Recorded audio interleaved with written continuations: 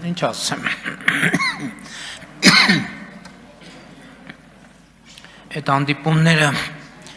կարևոր են նաև որպեսզի մենք, ինչպես ասում են, շահառուների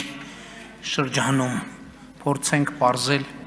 տպավորությունները մեր կողմից իրականացվող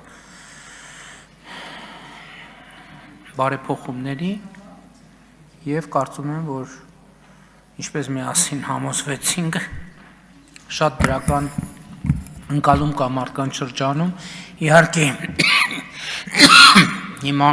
սխալված չեմ լինի, եթե ասեմ, որ առաջնային տպավորությունները կապված են առողջության համընդհանուր ապահովագրության հետ, որովհետև